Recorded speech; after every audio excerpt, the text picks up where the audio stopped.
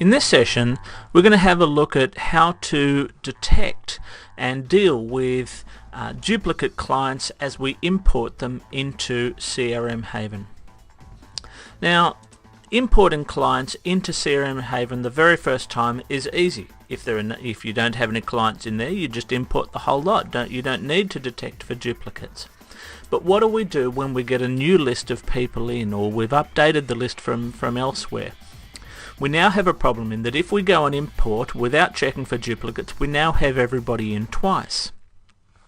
We don't necessarily want to have the information coming in wiping out all the details that we had before, because some of the details we had might be good, might be relevant, and so we have this problem. We can't necessarily just switch off and hide all of the existing people and put the new ones in, because there may be information that's relevant. Often what we want to do when we're importing is overlay the new data on top of the old data. So in other words, where somebody is new, fine, create them as new. Where somebody already exists on there, show me where the changes are and let me accept just those changes that I want. Okay, that's the reason why we use duplicate detection. So let's have a look at it. So let's come down here to import clients, and we'll choose a file to import. We'll just bring in the current one here, which has just got the two marked users in here, and you'll see that we have two pop-ups down here, and check for duplicates is automatically switched on. Now if I turn check for duplicates off, these items are now grayed out, and when we preview, it's going to look up that file, and it's going to offer to bring in all of the data that we've got in there. It's marking duplicates as false even if there are duplicates, because it's not doing duplicate detection. It's going to automatically bring in every record, which would be a problem because those two records that we've got already exist on the system. But if you wanted to do that, you certainly could by turning off check for duplicates. The other thing you could do, there's no reason why you can't come down and switch them off here. You can also highlight them and say set off, and that way if we did have multiple ones on, you can turn them on or off down here individually if you thought, look, I want to bring in all of them except for just a few, or turn off whichever ones that you want. If it's unchecked in the box on the left hand side there, it won't import it when we went update. Okay, let's turn on check for duplicates and have a look at the options here. If we want, when it goes and checks for duplicates, this tells us what to actually do. First of all, we can say show only non-duplicates, show only duplicates, show the differences in bold, and don't import duplicates. Now the question you may ask is, how does it determine what actually is a duplicate? Well, the thing that it uses to determine whether something is a duplicate is certain fields. So let's come and choose the fields here. I'll just turn everything off at the moment. First of all, it looks up the first and the last name of the person being imported. It must have the first and the last name, and it uses the first letter of the first name. So if we have a J. Smith at a particular location and a John Smith at the same location, it will assume that that is in fact a duplicate. Now if you do have a John Smith and a Joseph Smith at the same location, both as J, then we've got a problem. The best thing to do is go through and change those to be Joseph and Joe, so that we don't get a clash. But it's not just the first and last name, because we may have two John Smiths somewhere in the world who we and that's not necessarily a problem. So as well as linking the first and the last name, it must have one of three other things matching as well. It must match also the email address, or the postcode, or the work phone number. So because those tend to be unique to the person, as long as the combination of the first name and last name matches any one of those three, they have to be non-blank, but any one of those three is enough for us to determine, yes, that is actually a duplicate. Okay, so let's come into here and have a look at how that works.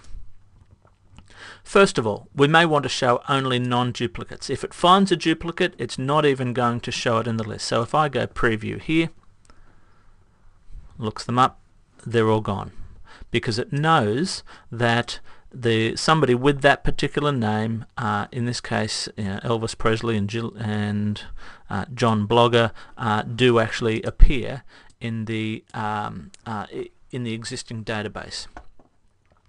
Second thing we can do is show only duplicates. If you were importing thousands of contacts and you wanted to know which ones are the ones which are duplicates, you can come in here and go preview, and it'll show you which ones actually are the duplicates. In our case, it's both of them.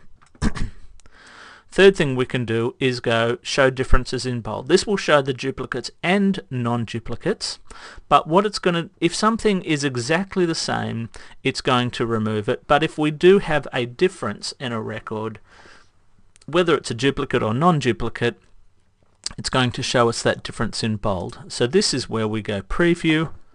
It's not only brings the data in there, but it's actually going to show us, here we go here, that one of the fields, in this case the client notes, is different. Even though it's a duplicate, it says duplicate is true, that it can see that that is the field that has actually changed between what's currently on the CRM and what we're trying to import.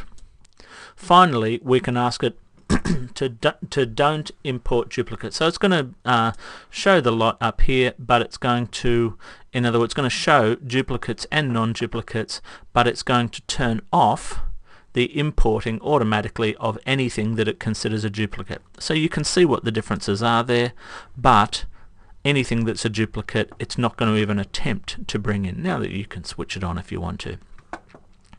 Okay, when it actually goes off and finds a duplicate, which it's probably best to normally have it as the default, which is show differences in bold, what do we want it to do?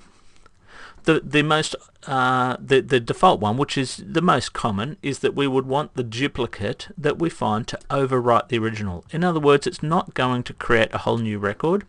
It's going to offer to place the layer over the information that is coming in over the top of the data that's currently already in CRMHaven. Now, if the information coming in actually has a value in it. So say for example we have a telephone number coming in and there wasn't a telephone number in the current system, it will obviously put it into bring in that telephone number. Now what happens though if we already have a phone number in the CRM but there's no telephone number coming in from the imported file? In that circumstance, it's not going to import the blank telephone number on the import file over the top of the current phone number. If what's coming in is a blank field for that particular client, then it's going to leave the data there. It's only going to update if there's if we have data coming in. Okay. The other alternative, instead of overlaying one client over an existing client and keeping the same number of clients, is we can actually ask it to add the duplicate client that's coming in as a new client and set the one that's currently in the CRM as a duplicate, mark it as a duplicate. What that will mean is we don't have any records wiping over the top of the records. Instead, the records that are in the current CRM are now set aside, marked as duplicate. All of their information is there. They won't show up under normal searches because they're now marked as a duplicate, and this new set of data overrides the old data because we've asked the old data to not show up under normal searches. Okay, Now that is how duplicates work. You may want to try a few of these things with the preview button just to see what would happen before we actually bring it in. You can bring in tens of thousands of contacts this way. You can overlay tens of thousands of contacts over the top of other existing contacts and see where the few changes are that may be necessary. And it's only once you click on update will it actually cause this preview to be put into action. So that's how we check for duplicates. Hopefully you'll find that useful. Thank you and goodbye.